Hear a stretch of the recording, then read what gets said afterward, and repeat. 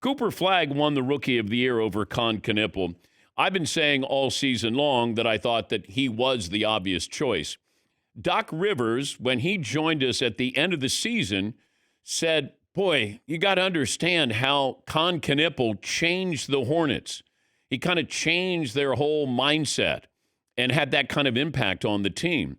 Now, I had not heard that before, and I thought, okay, I'll give him the benefit of the doubt. I think he surprised a lot of people. We expected Cooper Flagg to be really good, if not great. Kon Knueppel was like, man, that guy's pretty good. He's one of those guys when you watch, and then you watch again, and then you go, no, he's just good. And one of the best shooters in the game, we saw that, and they made the playoffs. Now, I think what hurt him, that play-in game where he played poorly, and I don't know if votes were in by then. They're supposed to be regular season. It's a regular season award. But Reggie Miller said a couple of weeks ago he was taking back his Rookie of the Year vote for Kon Knueppel because late in the season and certainly in that play-in game, he did not play well. Now, I don't know if other voters abandoned ship with Kon Knueppel, but it was still a really tight race, 26-point gap between the top two players for a Rookie of the Year. That's the smallest since the current format began in 2002. That was between Amari Stoudemire and Yao Ming. You know, Kon Knueppel set the rookie record for three-pointers. Cooper Flagg was so much more than that. When you watch Dallas, and I don't think he got enough recognition for the season that he had. He wasn't just a singular specialist as Kon Knueppel. Now, Knueppel's a really good player. He's one of those guys where you say, man, he's a little more athletic. No, he's athletic. He kind of sneaky. No, there's nothing sneaky.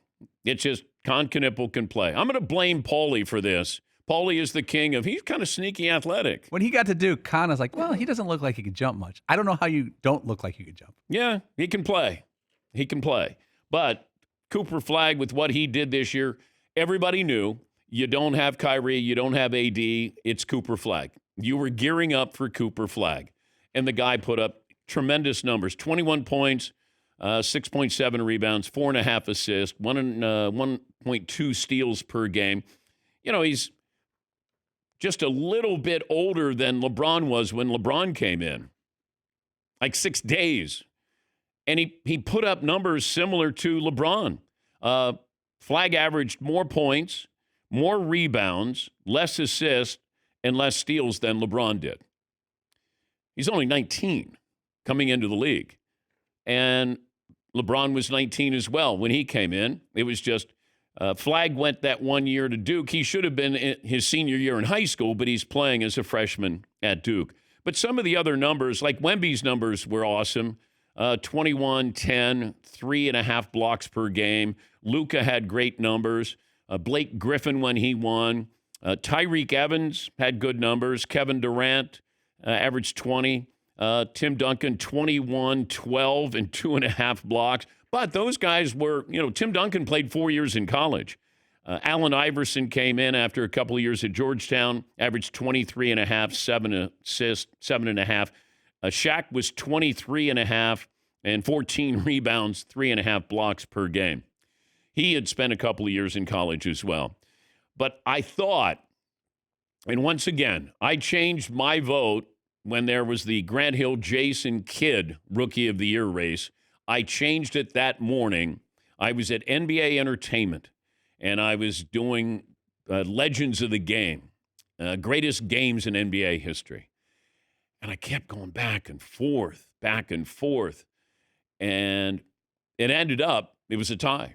The Rookie of the Year award was a tie between those two that year. I thought that there was going to be a tie this year. Not that they would have been an actual tie, but I thought, you know what? Maybe you give both of these teams, both of these players, the stage, the recognition, former teammates as well. But Cooper Flagg was the best rookie this year. And he was far more than just that. When you say to a 19-year-old, go out there and you got to get 25 a night. We need you to score. If Kon Knueppel hits 5 threes, we go, man, he added to his three-point total. Cooper Flagg had to go out and win games. Kon Knueppel didn't have to win. And look, what he did in any other year, he might win a Rookie of the Year. Not this year. Cooper Flagg was the best rookie by far, in my opinion. Yes, Marvin. And I think Kyrie Irving and Anthony Davis being out surged his Rookie of the Year candidacy because he had to put up those numbers. Now, if he put up the same numbers as Kon Knueppel did, the 18 points, he would have been Rookie of the Year easily because the Mavericks would have had a way better record than they did this season. Yeah, and Cooper Flagg wouldn't have put up those numbers. I thought he was going to be a 15, 8, probably 5 guy at the most. And all of a sudden it's like, no, we need a whole lot more. We need a whole lot more from you. We need like everything you got. And if you're putting up 40 points in a few games, he had a few games where, 30 and 10, those things don't happen. So what he did was pretty spectacular. Yes, Marvin. And he's probably more comfortable in his position because ever since he could touch a basketball, he's been the go-to guy on his team. He had 6 games with at least 30 points, 5 rebounds, 5 assists. That's one more than everybody else in the rookie class combined. Stat of the day, stat of the day, stat of the day, stat of the day. Here comes that what? Stat of the day.